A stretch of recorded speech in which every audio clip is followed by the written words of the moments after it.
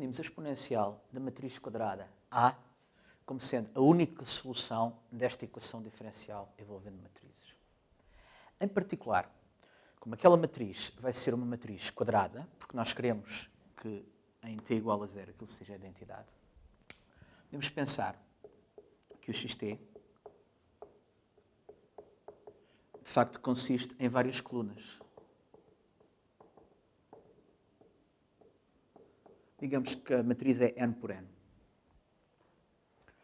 E, portanto, ao fazermos isto, a derivada vai ser as mesmas colunas derivadas.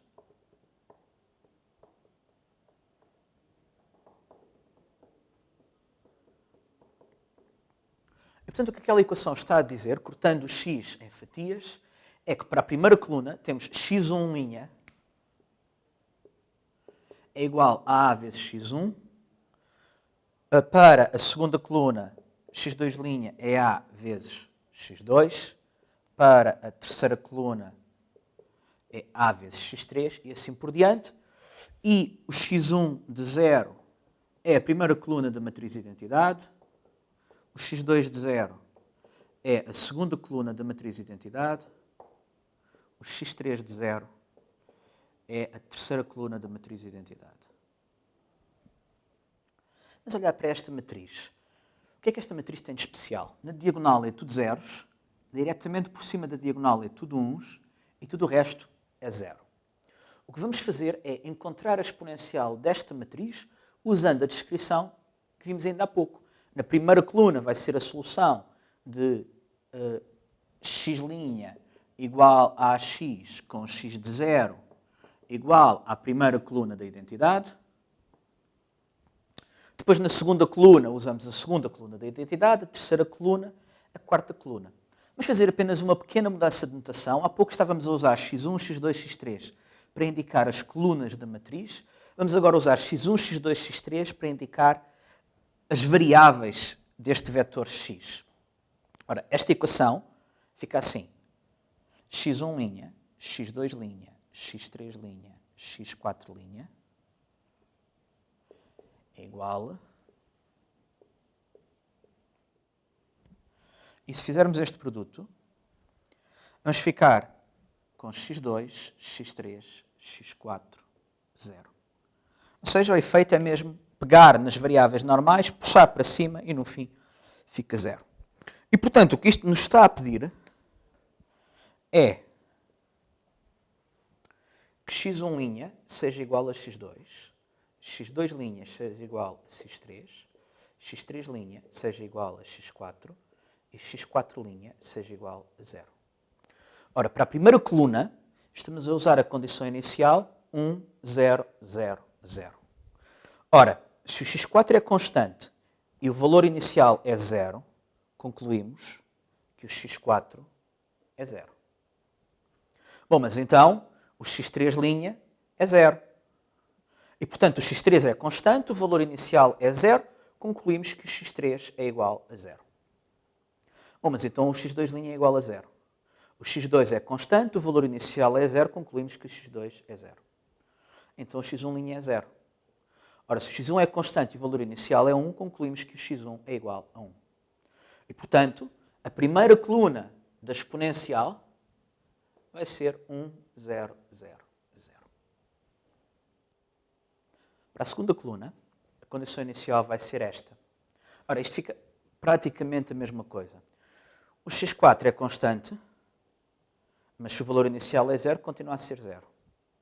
O x3 continua a ser constante, o valor inicial continua a ser 0, ele continua a ser 0. Agora, o x2 continua a ser constante, mas o valor inicial é 1. Portanto, é constante igual a 1. Então, a derivada do x1 é igual a 1. Ora, a primitiva de 1 é t mais constante, mas se a condição inicial é 0, fica x1 igual a t. Então, a segunda coluna da exponencial fica t1, 0, 0. Vamos à terceira coluna. Para a terceira coluna, a condição inicial é 0, 0, 1, 0. O x4 continua na mesma. Se o x4 é 0, o x3' é 0. Ou seja, o x3 é constante, a constante é igual a 1. Bom, mas se a derivada do x2 é 1, A primitiva é t mais constante, mas a constante é 0, o x2 é igual a t. Então o x1' é igual a t. Quem é a primitiva do t? T ao quadrado sobre 2 mais uma constante. Quem é a constante? A constante é 0. x1 é igual a t ao quadrado sobre 2. E, portanto, a terceira coluna da matriz fica assim. Mas então a última coluna da matriz. A condição inicial vai ser 0, 0, 0, 1. O x4 é constante, mas a constante é 1. Portanto, o x4 é igual a 1. Agora, este 1 vai fazer acontecer no x3 o que acontecia há pouco com o x2. O x3 é igual a t. E este t vai fazer acontecer no x2 o que acontecia há pouco com o x1. O x2 vai ser t ao quadrado sobre 2. E se o x1' é t ao quadrado sobre 2, então a primitiva fica t ao cubo sobre 2, tudo sobre 3, ou seja, t ao cubo sobre 3 fatorial, mais constante. Em t igual a 0, vemos que a constante é 0. E o x1 é t ao cubo sobre 3 fatorial.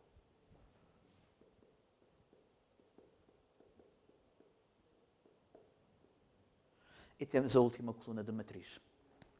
E conseguimos facilmente ver que o mesmo padrão se repetiria se a matriz fosse maior.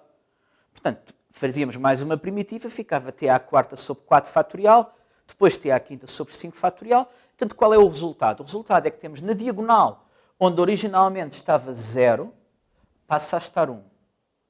Na diagonal seguinte, passa a estar t. Na diagonal seguinte, t ao quadrado sobre 2 fatorial. Na seguinte, t ao cubo sobre 3 fatorial.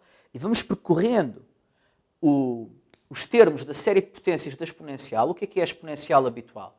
A exponencial habitual é t elevado a k sobre k fatorial. Portanto, vamos percorrendo os termos desta série de potências até sairmos pelo canto superior direito da matriz.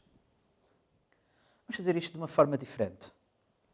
Já que falámos da série de potências, também há uma definição da exponencial usando a série de potências.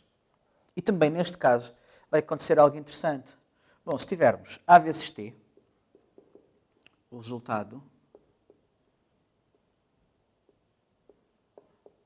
vai ser simplesmente este.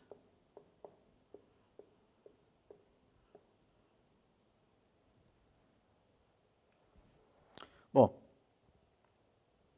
para a série de potências vamos precisar disto elevado a 0, mas isto elevado a 0 é a identidade.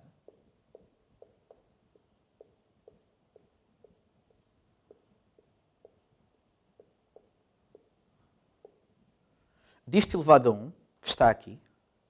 Disto elevado a 2. E elevado a 2, se fizermos a conta, vai ficar assim.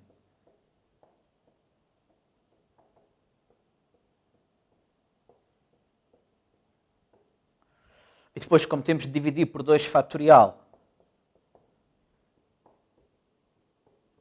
fica assim. Depois temos de calcular elevado a 3. Elevado a 3. Portanto, cada vez que fazemos o produto por mais 1, isto desvia uma diagonal para lá e multiplica por mais um t. Portanto, vai desviar mais uma diagonal para lá. Mas desta vez, em vez de ser a dividir por 2 fatorial, é a dividir por 3 fatorial. Quando fazemos elevado a 4, tenta passar para a diagonal seguinte, mas não há diagonal seguinte e, portanto, desaparece. Conclusão, quem é a exponencial da matriz é a soma destas coisas que aqui estão. 1 na primeira diagonal, t na diagonal seguinte, t ao quadrado sobre 2 na diagonal seguinte, t ao cubo sobre 3 fatorial na diagonal seguinte. E se em vez de uma matriz só com zeros na diagonal, tivermos uma matriz com lambda na diagonal, onde lambda é o mesmo valor em todas as posições. Pode ser 4, pode ser 78, é sempre o mesmo. E na diagonal por cima é tudo uns e o resto é zeros. Isto é o que se chama um bloco de Jordan. Bom, uma propriedade da exponencial é se tivermos duas matrizes, D, que só tem os lambdas na diagonal, e A, que só tem os uns na diagonal a seguir, cujo produto seja comutativo, ou seja, AD é igual a DA, então a exponencial da soma obtém-se multiplicando a exponencial de cada uma delas. Ora, a exponencial do A nós já calculamos. Está aqui em cima. Bom, qual é a exponencial desta? Nesta aqui vamos usar uma propriedade diferente. A matriz é diagonal. E se tivermos uma matriz diagonal, ou diagonal por blocos, a exponencial obtém-se fazendo a exponencial em cada bloco separadamente. Ou no caso de uma matriz que é mesmo diagonal, fazendo a exponencial ao longo da diagonal e deixando zero no resto.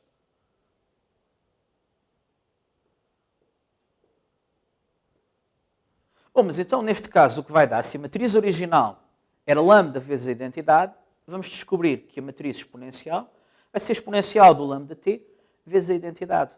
Conclusão, quem é a exponencial desta? É a exponencial de lambda t vezes a identidade vezes isto.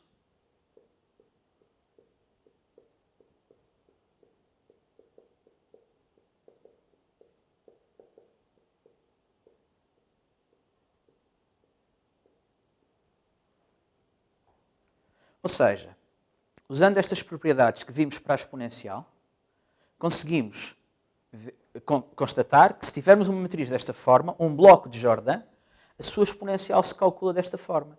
A exponencial do valor próprio, multiplicada por 1 na primeira, depois t ao quadrado sobre 2, t ao cubo sobre 3 fatorial, e vamos percorrendo a série de potências até chegarmos ao fim. É claro que isto, na verdade, corresponde a ter a exponencial de lambda t multiplicada por todas as entradas da matriz.